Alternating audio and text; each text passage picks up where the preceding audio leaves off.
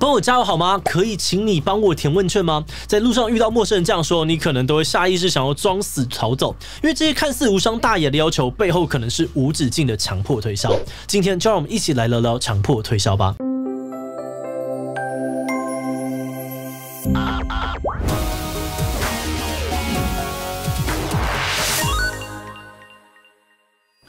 Hello， 大家好，我是志祺。走在路上遇到热情的陌生人靠近，大部分人的第一反应可能就是想逃，因为根据过往的经验这些人不是逼你拿啦的爱心笔，就是话术你是国语日报，实际上呢根本是无关的国语周刊。甚至在高雄还有一位传说中的水果阿嬷会在路边推销她新鲜现榨的手工果汁，如果你不买的话呢，她还会擅自拿走你的饮料以物。而且不只是一般小摊贩会这样做，前阵子呢在网络上面也非常多人在挞伐一个叫做艾尼亚的化妆品牌，因为艾尼亚会在街头用填问卷或是免费做脸的方式引诱民众进入店内，接着再疯狂推销，纠缠好几个小时，最后再误导民众开封产品，让消费者没有办法退货。光这3年全台湾就有700多位的消费者气到向政府机关投诉，最后公平会也决定对艾尼亚开罚。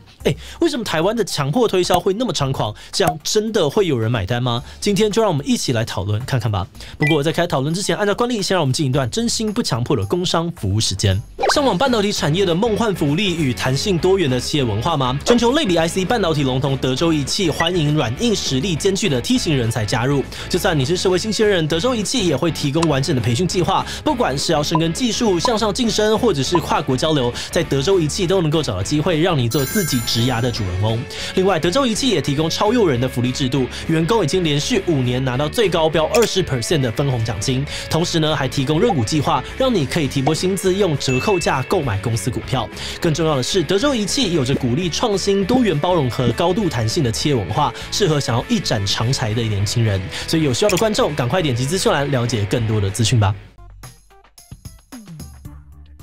要讨论强迫推销，首先要来认识一下他们的常见手法。一般走在路上会遇到的推销起手式有2种，第一种是用称赞博取注意，通常都会说：“你这件衣服很好看，去哪买的？哇，你看起来好年轻哦，还在上学吗？”这类让人心花怒放的开场白来降低戒心。而第二种呢，则是假帮忙真情了，像是可以帮我拿一下吗？或是拜托你帮我填一下问卷，不用留个字2到3分钟就好了，让人觉得不帮忙呢，好像显得自己冷酷无情。那一般民众基于礼貌或是同情心呢，通常都会给予友善的回应，而这时推销员就会开始准备带入主题。如果是卖保养品的，就会批评你的皮肤不好，一定要用他家的产品；而卖书的呢，就会告诉你孩子的教育不能够等哦，这套书绝对不能够错过。卖爱心笔的呢，就会说自己是某某大学设计系的学生，为了圆梦需要你的资助。同时，他们还会搭配滔滔不绝的商品优点跟折价优惠，什么买大送小、买1送1，甚至直接帮你做数学题哦，像是什么300元的设计款零钱包可以用至少1年，换算下来1天不到1块钱就能够支持有梦想的学生。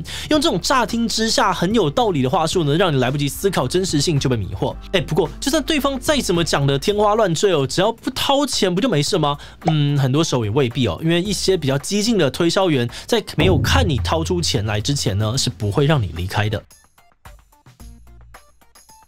很多被强迫推销的人都说，一开始自己不小心帮忙拿一个商品，结果就再也还不回去。有的推销员就会用免费体验的名义，直接帮你涂上美容产品，让你无法自由离开。有人因此呢被纠缠了4-5个小时之久。而期间，推销员会喋喋不休的说这个产品有多么的好，你有多需要，他有多么为你的着想，不买有多可惜等等，甚至寄出背信牌说我就差你这笔业绩了，如果不买，明天我可能就没工作了等等。而且呢，不管你用什么方法拒绝推销员都准备好了不同招式来应对。如果你说没有钱，他就要你打开钱包证明，如果钱包是空的呢，没关系，还可以刷卡。甚至还有推销员哄骗民众说可以先试用1个月哦，如果效果满意，他们再送信用卡签单分期缴款。结果呢，回家一查才发现早就已经被刷了全额的费用，一切都只是话术而已。还有一些极端案例干脆不演了，直接呛你不买就是没爱心，试吃试用我们的产品难道不用付钱吗？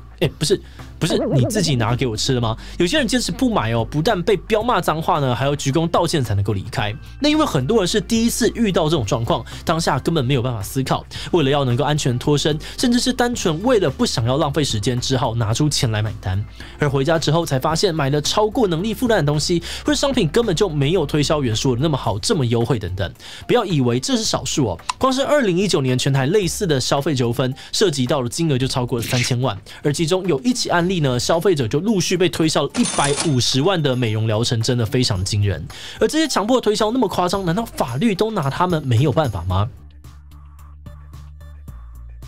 其实目前的法律并没有针对强迫推销制定法则，所以实务上面呢，要根据不同的情况，由法官来判定是否违法。比如说那种用悲情牌说服你购买的推销，因为最后让你买单的其实是你心中的这个罪恶感，所以并没有违法。但如果是故意说谎、编造一些假的理由来误导你，比如说明明没有在上学，却要你赞助学费等等，骗你掏钱出来，那可能就会构成刑法上面的诈欺取财罪。再来，如果你不买，对方就对你口出恶言，呛你没爱心，企图逼你买单，那可能就会构成社会秩序维护法的强卖物品行为，可处3日以下的拘留或12000元以下的罚锾。最后是抓住你的手不放哦，甚至是用人墙拦住去路的情况呢，这就有可能涉嫌刑法强制罪，建议要搜证并且报警，请警方帮忙。所以总结来说呢，其实很多恼人的这个强迫推销手段哦，都有可能是违法的。那既然是这样子，为什么还要有人这样做呢？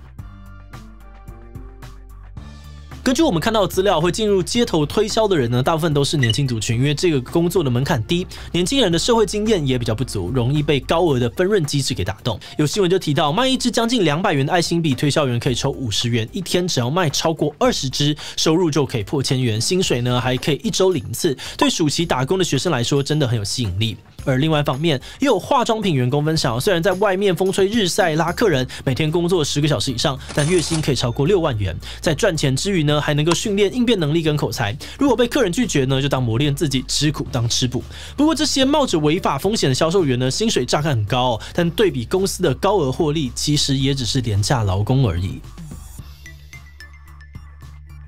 上面那些手法被大众还有媒体披露之后呢，许多被指名在做强迫推销的公司都言辞否认自己有这样做，甚至还推说呢是销售员的个人行为。但根据2011年的电视报道呢，有爱心笔集团利用底薪2万6提供宿舍为噱头，招募中辍生卖爱心笔，不只教导销售的话术，提供强迫推销的交战守则，还在宿舍供应烟啊、酒啊、毒品给这些未成年人。记者以一天一人卖30组爱心笔估算呢，构筑成本1个月的获利就高达了上千万元。而另外一个比较近期的案例是开头提到的艾尼亚化妆品，他们被认定有强迫推销手段，严重的影响交易秩序与公平，加上违法期间至少有3年，受害者众多。后来公平交易委员会决议处以2500万元的罚锾，创下了这类事件的最高纪录。但很多人都认为哦，即使2500万已经是法定的最高罚锾，但对比艾尼亚集团1年10亿的营业额，这点钱对他们来说根本不痛不痒。那虽然我们无法看到完整的调查数据哦，但从上面的几个案例，或许也可以推测出为什么强迫推销那么的恼人又涉嫌违法，但还是有那么多人爱用，一直没有办法根绝。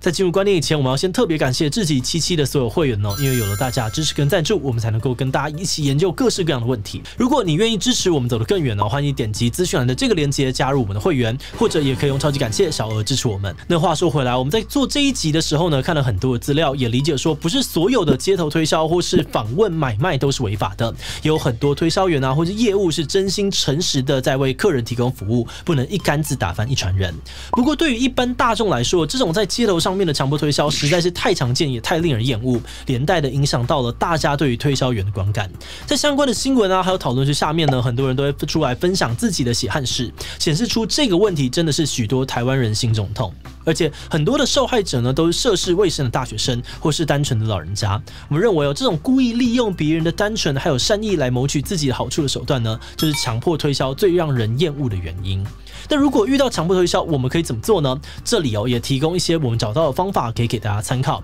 这是最多人分享的拒绝方式呢，是简单粗暴的坚持不回应，也不要去触碰他们的商品。但如果真的抵挡不住攻势，花钱购买之后呢，才觉得后悔，那其实还是有一些补救方式的。根据消费者保护法的规定呢，街头推销属于访问交易，因为当下消费者没有足够的考虑时间，也没有得到足够的资讯去比较商品，所以会有7天鉴赏期的保障。只要在收到商品后的7天之内呢，退回商品啊，或是用书面通知业者，就可以无条件的解除契约，要求业者退款，而且不用负担任何费用。那有些厂商为了回避这个规定哦，会先用问券啊、免费体验活动吸引消费者到实体店面呢进行推销，然后宣称实体店面没有7天鉴赏期。但其实这种情况呢，呢，因为消费者是被动的前往店家，事前呢并没有心理准备要买东西，因此一样可以在7天内退货还钱哦。好的，那分享完我们找到的方法，最后也想来问大家，在路上遇到推销员，你都怎么做呢？ A. 臭脸不讲话，我不尴尬，尴尬的就是别人。B. 微笑拒绝哦，伸手不打笑脸人。C. 呢，大家都是混口饭吃的哦，我都会听听看对方的资讯是否对自己有帮助。D. 其他留言告诉我们吧。最后，如果你喜欢今天的影片，欢迎分享出去，让更多人知道强迫推销的讨论。此外呢，也可以点击这个地方看直销以及亚马逊电商讨论。那么今天的志奇77就到这边告一段落，我们就明晚再见喽。